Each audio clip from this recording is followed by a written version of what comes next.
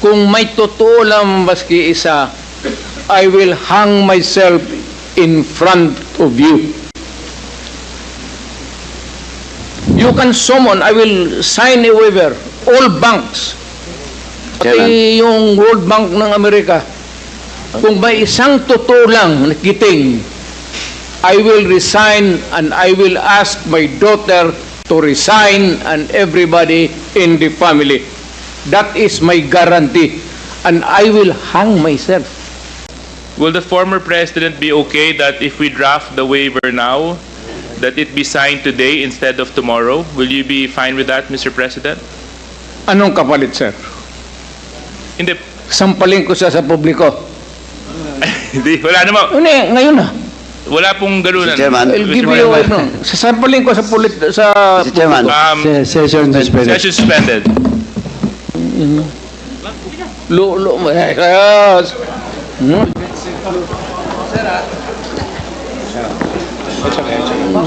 Sabi. Order, please. Order. Sige, go ahead, Mr. Trillanes. So, ito po ang sige, doon po sa mga unang slides muna. Ayan. So, ito po yung mga bank accounts na nakalap ko po ito noong 2016. Tapos, ito po ay na-validate na ng Ombudsman na kaparehas nga nung naisumite ng AMLAC sa kanila. Kaya, ano po tayo? Kumpiyansa po tayo sa provenance nitong dokumentong ito. So, sige po, next slide. Ito po yung mga iba't ibang mga pumasok na pagkapirahan kay accounts ni Duterte. Tapos, sige po, next slide. Ayan. So, ang total po ng mga credits na pumasok ay 2.4 billion. No? Ngayon, kung ano talaga yung actual total, malalaman po natin yan pagka binuksan po yung accounts.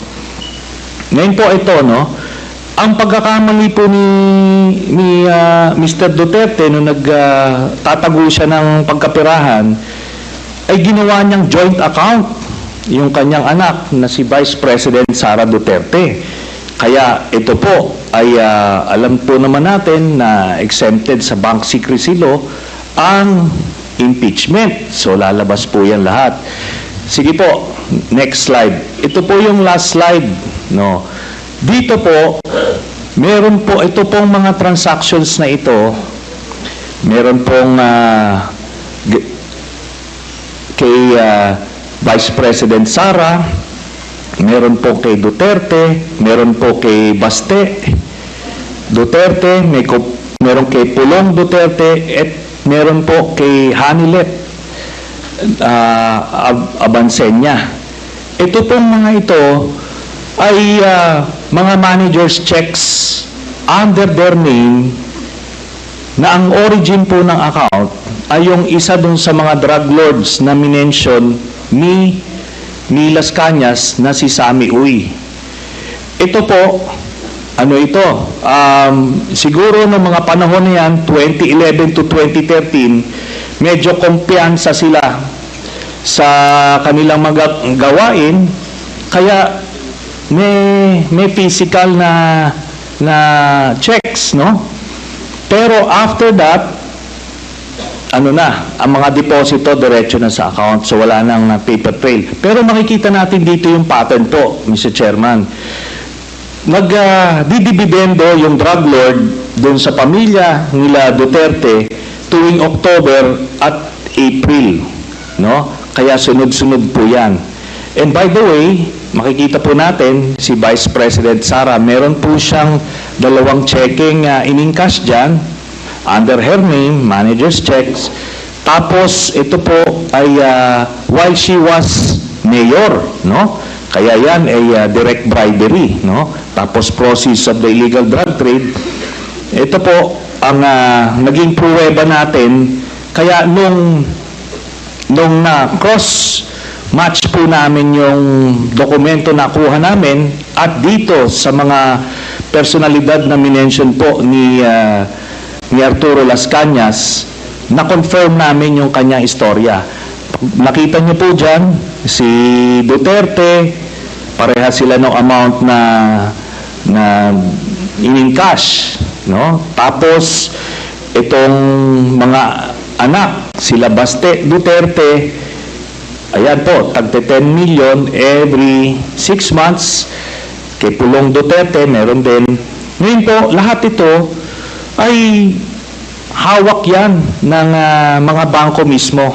Meron silang physical copy, meron silang soft copy netong mga sinasabi na ito. Kaya hindi po yan pwedeng i-deny lang kasi alam naman natin yung mga estilo ni Duterte, mag-a-admit konti pero magde-deny to confuse everyone. Pero ito po yung smoking gun, Mr. Chairman. So, yan po, we concluded na peke talaga ito. Ginagawa niya yung war on drugs para proteksyonan niya yung sindikato niya na sina Michael Yang, Sammy Uy, at Charlie Tan. So, kaya po, nung sa Davao pa lang, pinapatay po nila yung kompetensya. Tapos nung sila na ang presidente, ginawa nilang National Death Squad, ano, yung nangyari. Tapos si Leonardo nga po yung ginawa niyang point person. Tapos yung drug list na sinasabi ni Duterte, merong legitimate mga personalities doon, galing doon sa mga iba't ibang ahensya. Pero pag may kailangan silang isingit na mga kalaban nila sa drug business, sinisingit po nila doon. Kaya nga may mga tinutumba na mga involved din sa illegal drugs kasi kompetensya nila yon sa distribution. Kaya yan po lahat na yan ay napagtagpi-tagpi namin. So, kaya that would explain kung bakit protektado si Michael Yang kahit na may report itong si Colonel Asierto. Tapos hindi lang po yan, nung nilabas po yung report na yon, sa sobrang pagproteksyon nila kay Michael Yang, yung mismong gumawa ng investigasyon, yun yung gustong ipapatay at sinampahan ng kaliwat kanang kaso. Kaya makita natin dun sa mga drug lord na hindi kasabwat sa sindikato ni Duterte, ano siya, porsigido siyang patayin, pero doon sa kanilang grupo, itong mga ito na mention, Michael Yang, Charlie Tan at Sammy Uy, protektado hanggang ngayon. Ni nga yung PDEA director ni Duterte na si Wilkins Villanueva, ni hindi nga masama sa drug list hanggang after 2022 si Michael Yang. Yun po ang dahilan kasi biniling po sa kanya yan ni Duterte. Salamat po. Mr. Chair. Yeah, please proceed, Congressman Teves. May I Mr. ask Chairman. the former President kung alam niyo po ba na kinasuhan po ni former Senator Trillanes sina Congressman Paulo Duterte, Attorney Mans Carpio for drug smuggling? Hindi ho. Pero kung totoong drug smuggling man sila, they should be prosecuted in court. And if convicted, they should serve sentence in jail. Hindi ko pipigilan yan. Kung totoo. Ngayon, yung narration dito ni ko kilala itong taong to, forgot his name. Your Honor, if there is an iota of truth, ayuta lang, baski konti lang, you can find out, may nilagay siya ng records. Now, I'm willing to execute an affidavit or kayo na lang to summon the banks pursuant to my waiver. Kung may totoo lang baski isa, I will hang myself in front of you. You can summon, I will sign a waiver, all banks, pati yung World Bank ng Amerika. Kung may isang totoo lang na kiting, I will resign and I will ask my daughter to resign and everybody in the family. That is my guarantee. And I will hang myself. Mr. President, Yes, Your Honor. Nalilito na ako kung anong sabihin ko. Pero sabi ko kung if I'm lying or if my statements are falsely stated, or if there is an iota of magbigti ako. So, in the same manner na kung magbigti ako si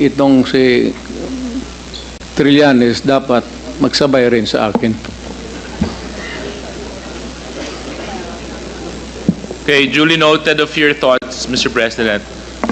Former Senator Trillanes, you're recognized. Maraming salamat, Mr. Chairman. Ito pong dokumentong ito po yung naging basis ko nung plunder case na final ko kay Duterte noong 2016. At ito po ay inimbestigahan ng Ombudsman at ang Deputy Ombudsman Arthur Carandang, and I think the Quadcom can invite him. Siya ang nag-conduct ng investigation. Humingi siya ng dokumento sa AMLAC at kinonfirm niya. And because of that, tinanggal ni Duterte si Deputy Ombudsman. Now, aside from that, so pwede natin, suggested by Chairman Paduano, na yung AMLAC mismo, unless, since hindi naman na siya incumbent, pwedeng ma-access yun with the waiver. Pero we've been there before. Nagsabi na yan siya na magbibigay siya ng waiver. Puro bluff yan. Pero hindi, kaya nga mas maganda kung ma-draft na po natin yan ngayon para papirmahan niya yan dito, no? Para wala nang alibay. Pero ito po, I'll be presenting later on, Mr. Chairman, a video of his actual admission of these accounts. No? So, ito naman pong mga cheque na in-encash, in-extract lang namin from that long list. Mga managers checks po yan, hindi nawawala sa system po yan. And later on, exempted sa impeachment cases, kaya pwede po lumabas yan, ipepresenta po yan. That's the smoking gun ng proceeds of the illegal drug trade ng Duterte crime family. Salamat po, Chairman. Thank you very much, Sir, former I have to Senator respond Trillanes. to it. This Former guy President, is with all due respect, I'll have to follow the rules. Yeah. I will give you time later, Mr. President. I will give you time later. Just so that we can put to rest this issue of waivers, because it's been going back and forth.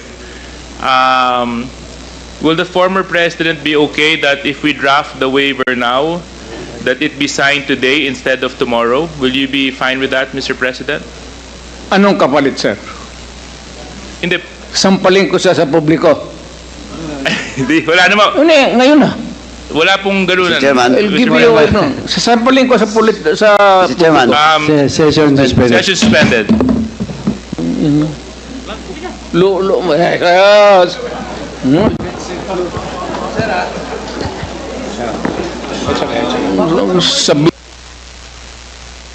Order, please. Order.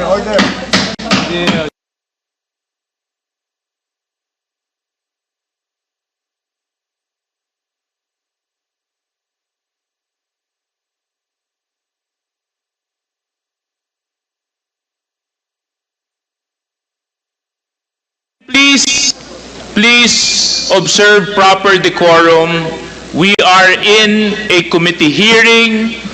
We have already stressed from the very beginning that the proper rules, decorum, will be implemented regardless of who you are. Regardless of who you are.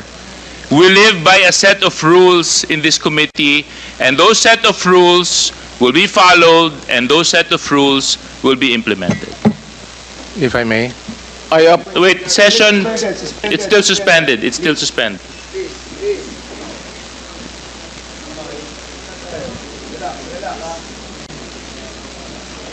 Just so that we can put to rest this issue of waivers, because it's been going back and forth.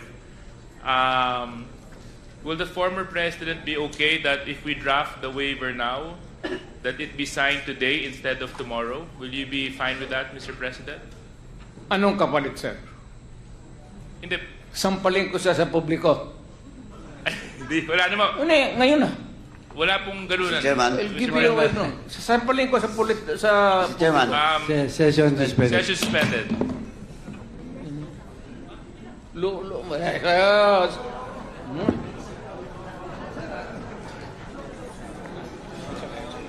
Sabit.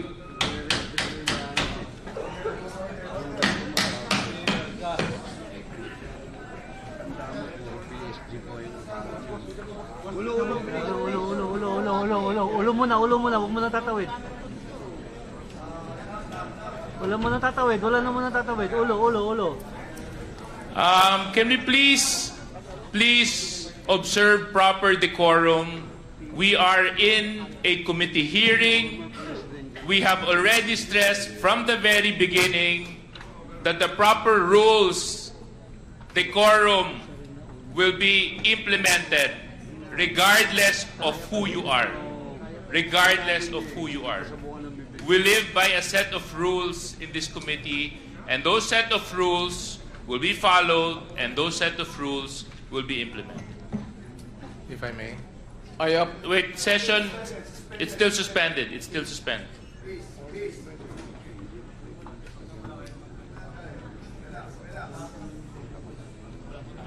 Sorry ho.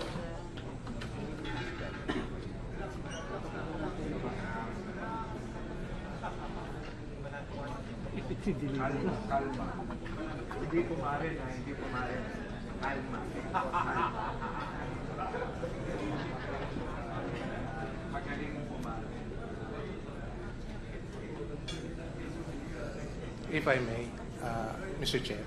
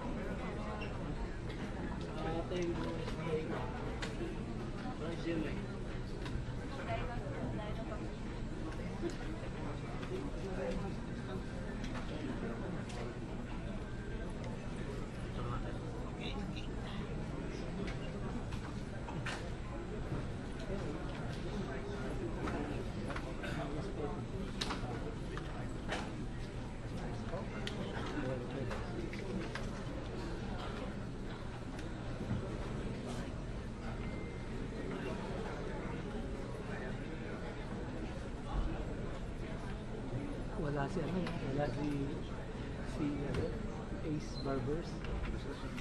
Si Shell. Ah. Lagi si Chendok. Oh, subo na subo. Haba na. Haba na. The hearing is now resumed. Chairman?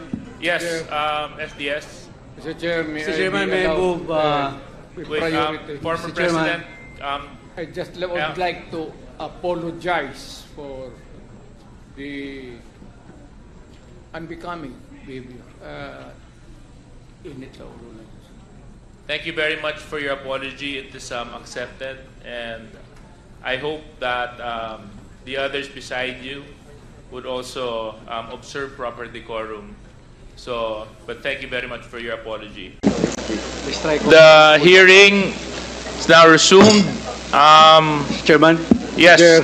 SDS. Mr. Chair, may Mr. Chairman, may I move with With priority? former Mr. Chairman. President, I just would Yeah. like to apologize for the unbecoming behavior. Init sa ulo lang yun. thank you very much for your apology. It is accepted, and I hope that the others beside you would also observe proper decorum. So, but thank you very much for your apology. SDS and Mr. Chairman, Gonzales. may I move to strike off the word sampal on our record? There's a motion to strike off the word sampal in the records. Any second to that? Second, any objection? There being none. Comcheck, you're duly instructed to please strike out that word. Thank you, Mr. Chairman. Secondly, hindi po basketball ito. Yung mga miro nang nag-aaway, yung mga players, kalmante lang po sana. Hindi na maulit yun. Salamat, Mr. Chairman.